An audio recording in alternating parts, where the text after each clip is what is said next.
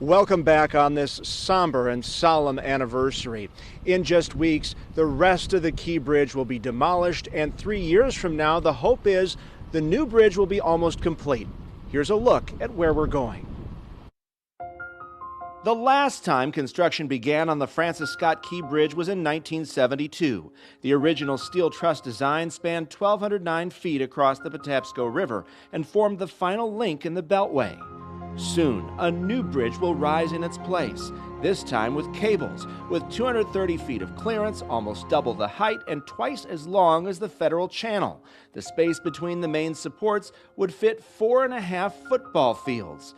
That conforms to modern safety standards, reducing the chance of another crash and collapse. The vessels that are crossing under these bridges are much bigger than they were when the bridges were constructed. What made the Key Bridge so vulnerable? You could think about the piers of the bridge as being a little bit like the legs of a table, right? And if you take out those legs, one side of them, that table is going to come down. A new report by engineers at Johns Hopkins University finds bridges across the country are susceptible to a catastrophic collision, many likely to be hit within our lifetimes. And the Key Bridge would have been in the top 10 most vulnerable in the country. We have, for a long time, underestimated the risk to existing bridges around the United States.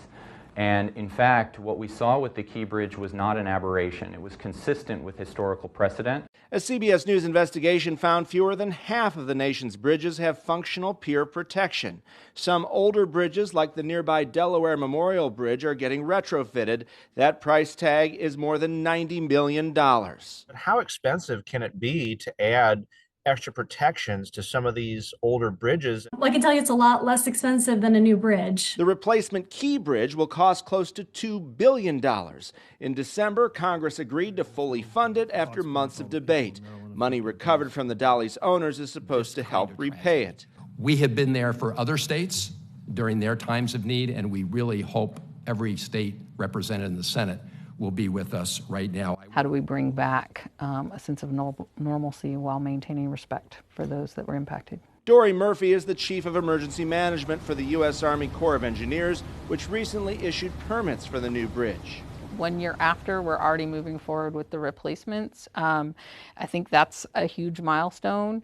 I think going into the 1 year anniversary, just remembering how fragile life is, how fragile infrastructure is. Many here could never imagine Baltimore without the Key Bridge, and the tragedy left a hole in the fabric of communities surrounding the Patapsco. Their hearts also heavy from the loss of the 6 men who died. It's sad. It's pretty sad. It seems like every time I think about this, it seems like I'm about to cry.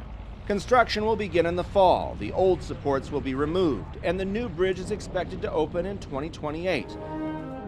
Long a site of inspiration, as this spot was for Francis Scott Key himself when he wrote the Star-Spangled Banner after seeing the American flag rise over Fort McHenry.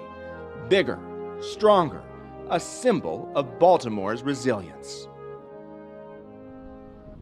And more than 100 engineers are currently working on that new bridge. Its expected lifespan is 100 years. We know there is a long road to recovery, but our community is up to the challenge, Denise.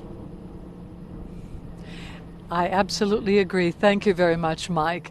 And you can count on WJZ to bring you all the updates along that long road ahead. To the 6 men who died and to their families, our hearts are with you. We will honor you. We will not forget. And to our community, we will rebuild.